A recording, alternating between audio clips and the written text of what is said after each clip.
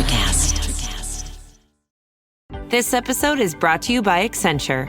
When your advertising operations fall out of sync, everything else follows. Spotify and Accenture are working together to reinvent the rhythm of ad sales, using automation, analytics, and smarter workflows to simplify campaign delivery and access better data across the business. The result? Less time spent on operations, more time connecting brands with the moments and fandoms that matter most. Learn more at accenture.com/Spotify. Running a small business means I wear lots of hats. When I put on my hiring hat, I can count on LinkedIn Hiring Pro to make it easy.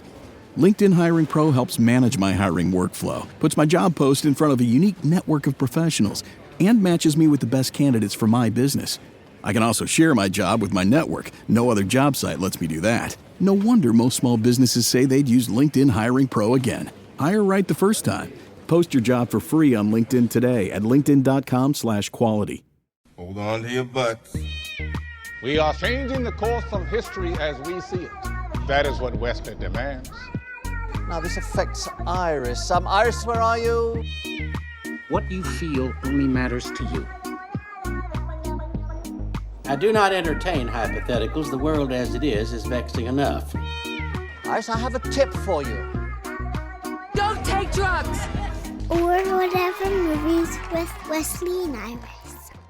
What up and welcome to Or Whatever Movies. I'm your co-host Iris and I'm here with my older brother Wesley, and today we are discussing the City of Torrance Community Services Department Spooktacular Halloween Movie in the Park Family Night Movie Selection 2026. The spooky Toy Story 5, The Curse of the Black Pearl, a Knives Out mystery.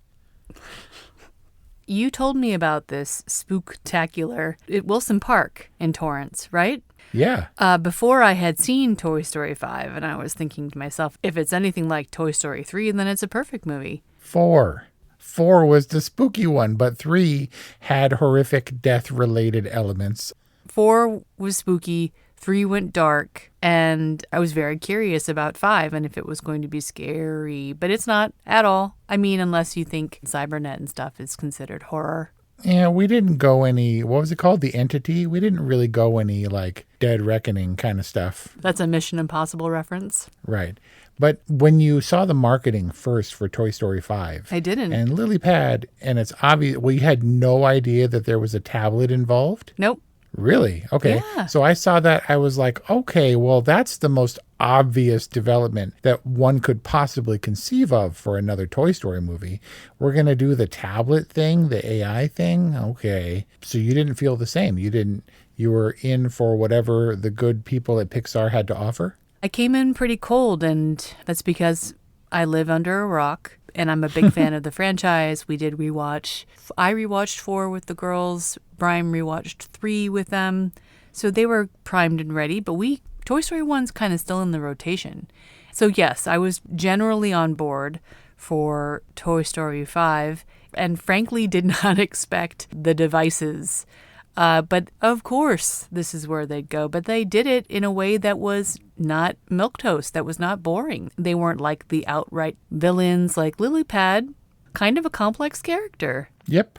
I was also very happy to see Jessie basically take center stage. That was pretty cool. Kind of a female-centric movie now with Bonnie replacing Andy, and has for the last couple of movies. Jessie appeared on the promotional images front and center before I knew what this movie was about beyond the Lily Pad tablet thing. She is ahead of Woody and of Buzz, and I was like, that's curious. This looks like a Jessie movie.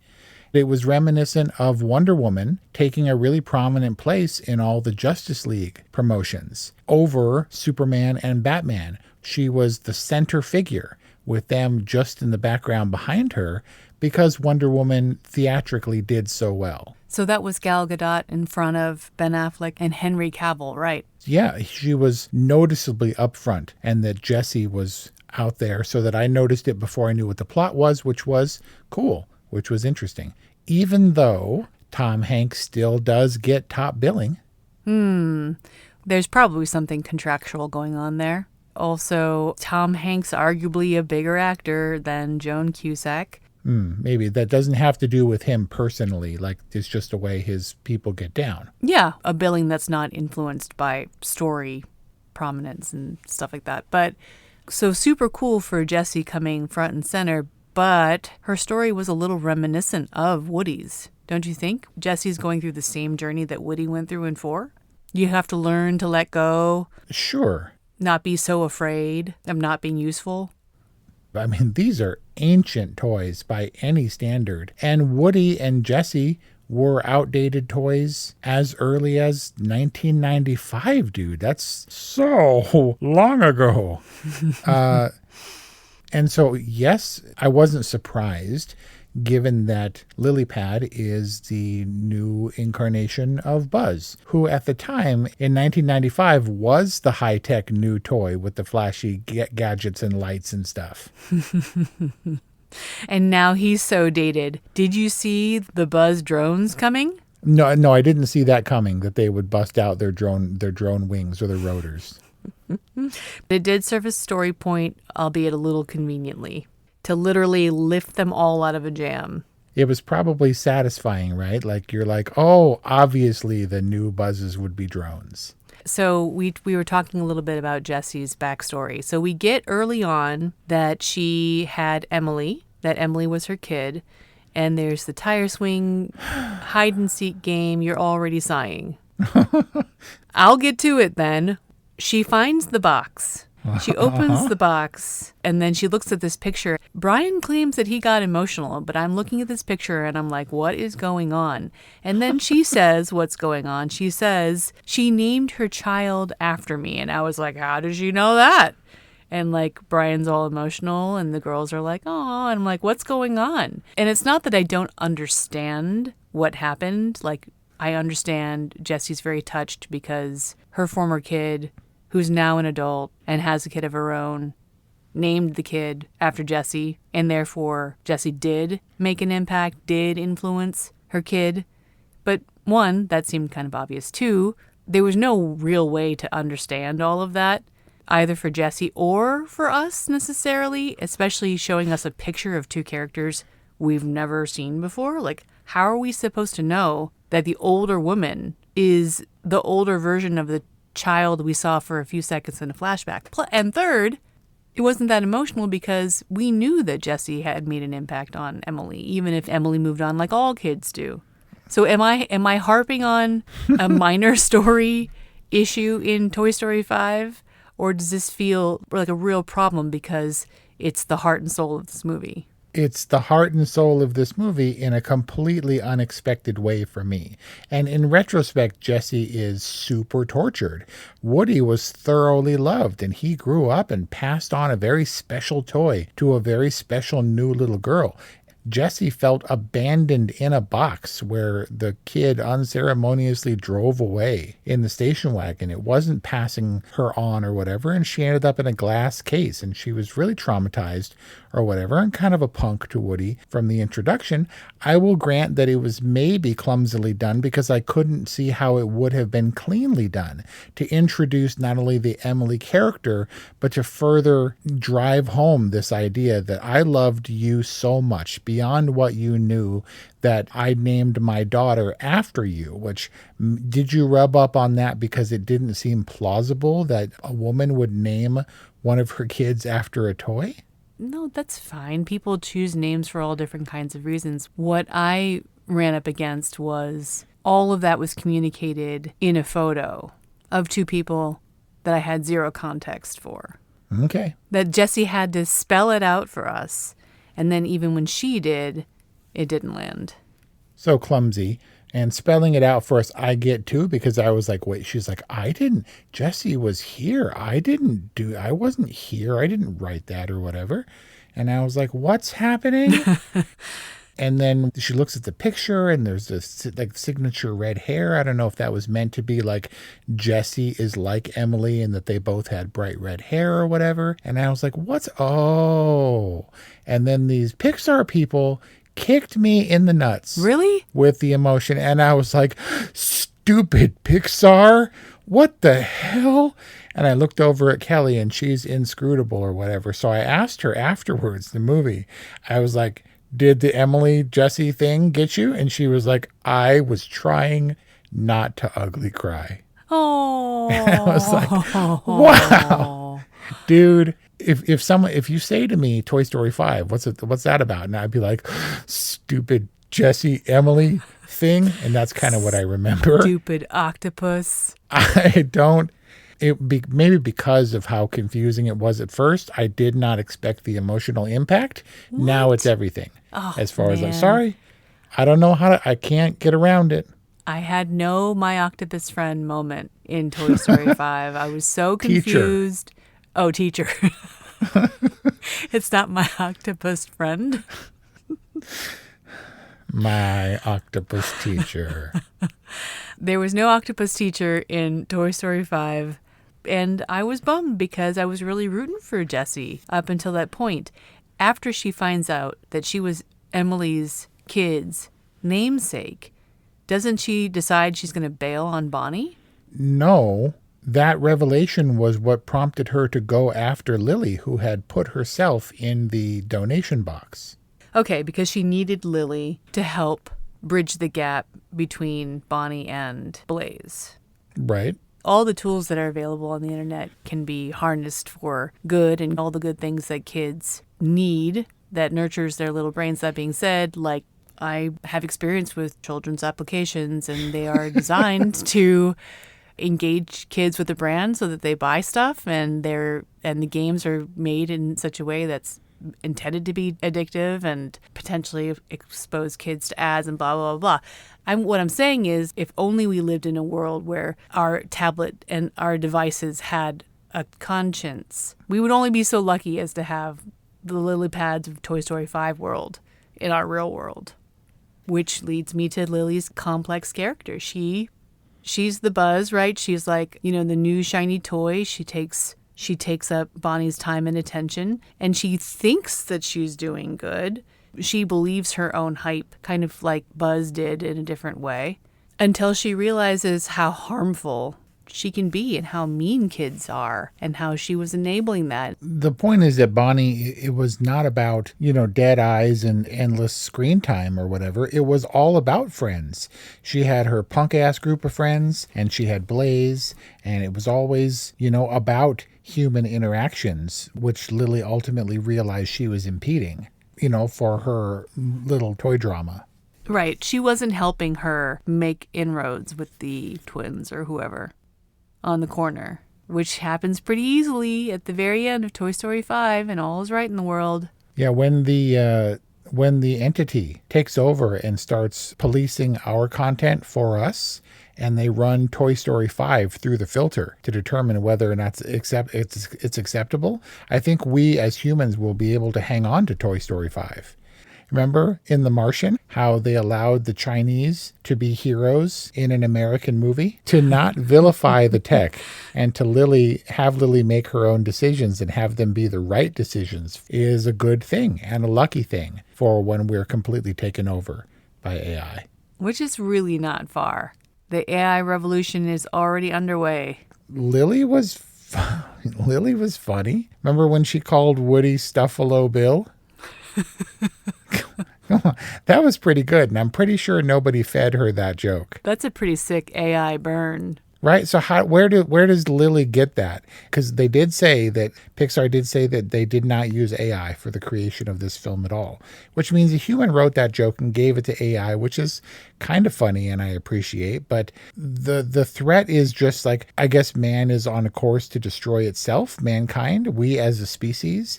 And so once AI does what it does best, which is take that information, process it, and distill it into a game plan or a war strategy, that's how it will dominate us, right? Is we killed ourselves, in effect? Yeah, well, all of my AI theorists say that peak AI has already passed. All of the good data has already been fed into the models. And now all of the new input into AI is actually like not fresh or dirty data. It's like diluted and mixed with all of the AI input that's already been there. So basically, they're saying that AI is actually only going to get dumber. But maybe that's wishful thinking. if Toy Story 5 was indeed not made with AI and it's real people writing this, then I think that probably the best thing about Toy Story 5 are the one-liners. The little like side jokes here and there peppered into dialogue. I mean, this is a massive sprawling cast at this point. You know, like Rex is going to be afraid, and when he pulls out extinction again, you understand where he's coming from. What a cool 30-year callback that Hedgehog officiates the wedding in his super thespian-y acty voice. Like, we know these characters. And those side jokes, absolutely the best part of Toy Story 5. This is, I think, runs contrary. Weren't you the one who was saying that the worst part about some of these movies like Pixar and stuff is that they're just kids' movies with little sly references and one-liners peppered in for adults? Yes, when the stories don't work. And they really tried hard to make the story work. Tom Hanks said there's no point in coming back just because people like the Toy Story title if it's not going to be new, fresh, original, and worth doing. It has to be justified. But yes, I agree story-wise and the callbacks because it's necessary. You know, this is the first time that Pixar has reached a pentatonic of films. Pentquil? Fifth time. Yeah, pentacle. That's huge. Yeah, that's a big deal. I do think it works really well in conjunction with the other films, but man, not all the original cast. Did you notice that Key and Peele, Fluffy and Ducky or whatever, didn't say anything? That Slinky Dog is not Ernest P. Worrell anymore. He's long dead. Potato Head and Mrs. Potato Head have been recast. Don Rickles. For the last movie, they used leftover voice work from him and cobbled together a few lines for that character. And then the little green men, the aliens, whoa, they didn't speak because that dude got laid off in a Pixar round of layoffs a few years ago. No. Yeah. But people die. A lot of people are gone and have to be replaced. And so people conspicuously don't speak. Well, you got to make room for the Keanu Reeveses and the Bad Bunnies. Right? Duke Kaboom. He wasn't really functional to the story, and they still got Keanu Reeves. That was a good thing. It just shows the dedication. The Randy Newman song that's been in every Toy Story movie, they didn't use it, but they still hired him to come in and work on the music. Huh. And the saddest one is that Combat Carl was named for Carl Weathers, the original voice, who we lost between Toy Story 4 and Toy Story 5. And now it's Ernie Hudson from Ghostbusters. What if I told you you only have 12 hours to legally have sex? To finding true love. Or just like a good guy. From the director of Easy A and Anyone But You. This whole thing is nuts. There's nothing traditional about this night. On August 7th, the clock starts on the summer's biggest rom-com. I'm Owen. Allie. What about you and me? Monica Barbaro, Callum Turner. I've been told I'm a 7. By who? Your mom? Nah, she thinks I'm a 10. One night only. Rated R. Only in theaters August 7th. This summer, say I do. I am marrying a stranger. Like never before. Am I crazy? It's a whole new Married at First Sight on Peacock. Thank God I woke up in love. With new experts. My name is Dr. Lisa. My name is Paul Brunson. More couples. This could be the start of a very successful marriage. And more surprises. Or maybe not. Everything is just not enough. You're a little bit crazy. I don't know what's gonna happen. I want my fairy tale ending. Married at First Sight, now streaming. New episodes Thursdays, only on Peacock. But it all works. I mean, it's close enough so that the girls weren't like, I don't know if this diverges too much from the Toy Story 4 kind of mythos that we've created so far. Mom, why did you make us watch this? What's the question? From a kid's perspective, everything fell into place for Toy Story 5 because they don't have the 30 years of reference that we have. This, by the way, our first ever Toy Story discussion at orwhatevermovies.com or wherever you get podcasts. We've covered a lot of Pixar. And its first ever PG Toy Story. Buzz and Jessie, they macked down hard, dude. Hard plastic. They macked hard for a PG rating? I don't think so. Well, do you think that's why? It is the first PG-rated Toy Story and one of the few PG-rated Pixar films. Fascinating. I guess I've never really paid attention to the rating. And so the girls were good? Because I think in Toy Story 6, which they have announced, they're probably going to kill Bonnie. No, stop. Well, they said that it's going to end Bonnie's arc. I assume that means murder. Toy Story 5 is a special Toy Story because Bonnie and Paloma are basically the same age. And wow. So I was definitely taking parent notes, and I've definitely noticed this funny stage that Paloma's in where she's totally between, I mean, I guess they call it tween for a reason, but she's totally in between being a complete kid who can imaginary play with Aurelia all day and a teenager who's like, everybody has things that we don't have. And she's like, I want tinsel. Why can't I get tinsel in my hair? And why don't I have butterfly shorts? I don't know why I'm using that voice for her, but she... I want to run around storefronts and hide from mom and dad downtown when I go out with the big kids.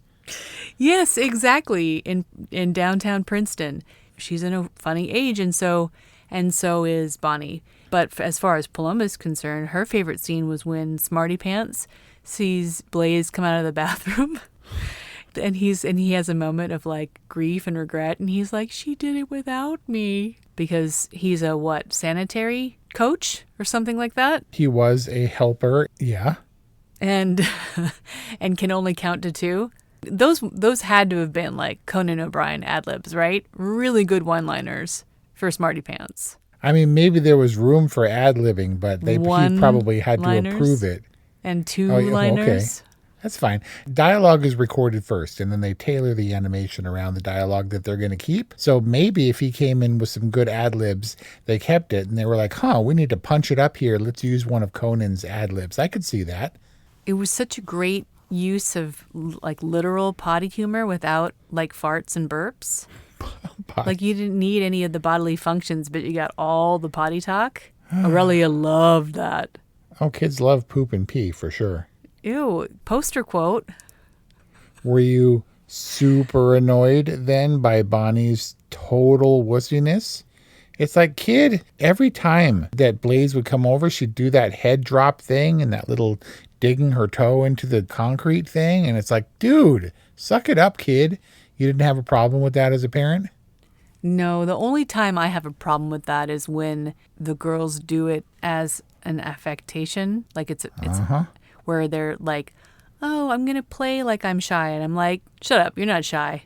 But if she's genuinely shy or has trouble making friends, I don't know, might have some kind of social anxiety. And dude, kids and teachers and principals and stuff are all about creating space for that. Well, nowadays, she was still a kid. She was just young enough that she can live in a world of imagination.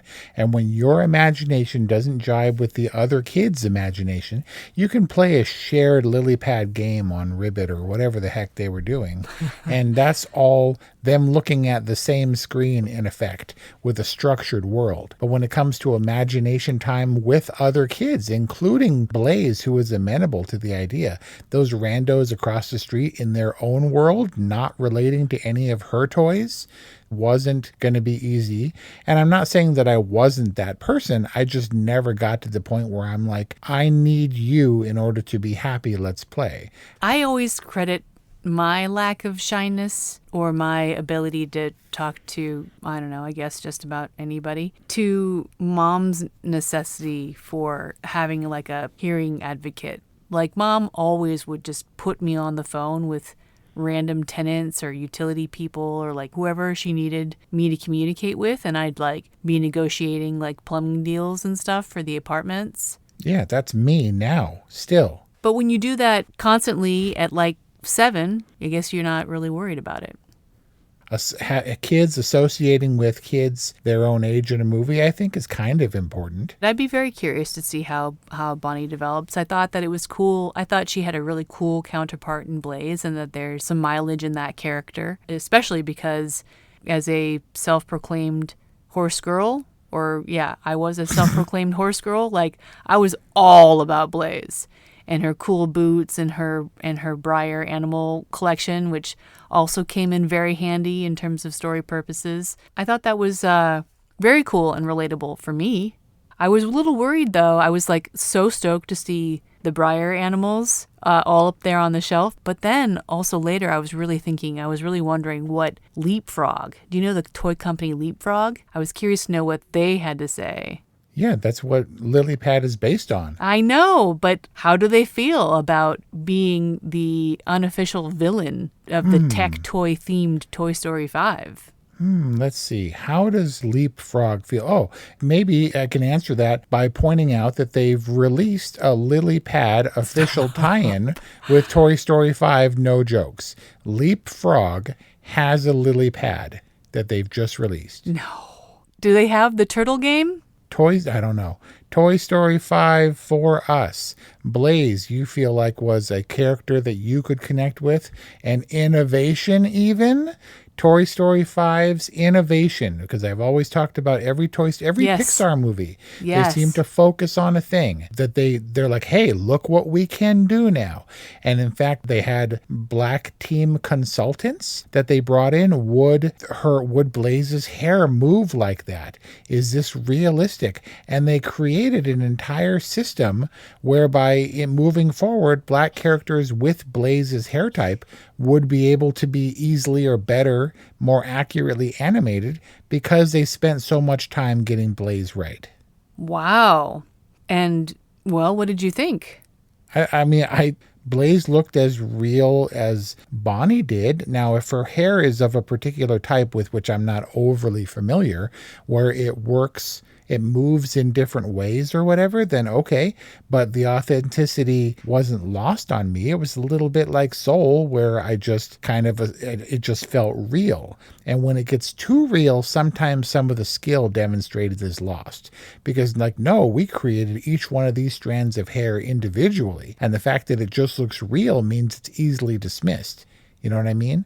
But this is the technological innovation. This was the advance for Pixar for this movie, so I'm talking about it now as a way of acknowledging the work that they put in to show what her hair would look like in the morning, or when she's driving or in the car, or how it moves when she's running down the street or something.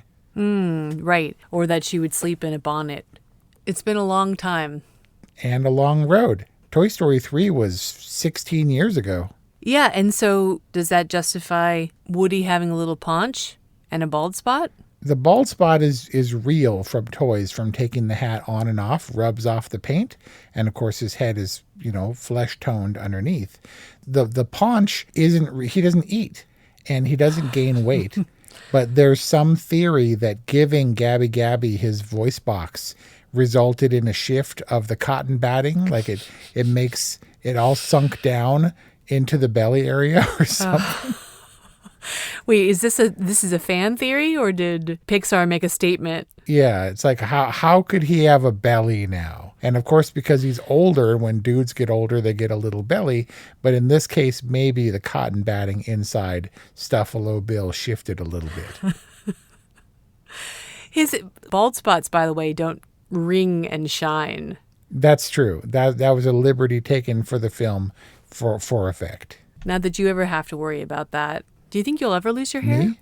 I don't know, because ever since I was a little kid, I've had this thinning spot on one side of the top of my scalp. Really? And it's not bald, and I haven't lost more hair from that area, but it's never been as thick in the front on the top as I would like, so it kind of lays flat.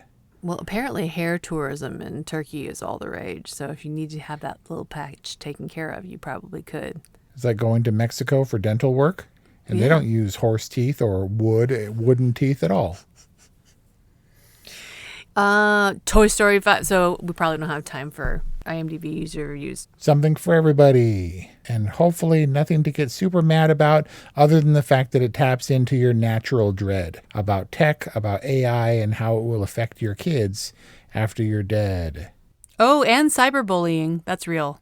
Oh, that is real. 818-835-0473 or whatevermovies@gmail.com is how you get in touch with us. Thanks for listening to this discussion on Toy Story 5. Check out all of our other Pixar discussions or whatevermovies.com. And thanks for listening. Spooky. Hey, it's Ryan Reynolds here from Mint Mobile. Now, I was looking for fun ways to tell you that Mint's offer of unlimited premium wireless for $15 a month is back. So I thought it would be fun if we made $15 bills. But it turns out that's very illegal. So there goes my big idea for the commercial. Give it a try at mintmobile.com/switch. Upfront payment of $45 for 3 months, $90 for 6 months, or $180 for 12-month plan required. $15 per month equivalent. Taxes and fees extra. Initial plan term only. Greater than 50 gigabytes may slow when network is busy. See terms. Traditional home security only alerts you after a break-in, and that's too late. Simply Safe is changing that. Stop. This is Simply Safe. Police are on the way. We don't just alert, we stop crime before it starts. Simply Safe, plan starting around $1 a day. Save 50% on your new system with professional monitoring at simplysafe.com/Spotify or with promo code Spotify. Outdoor deterrence requires a Simply Safe Active Guard outdoor protection plan starting at $49.99 a month. Visit simplysafe.com/licenses for alarm license information. Tennessee 2012. Electric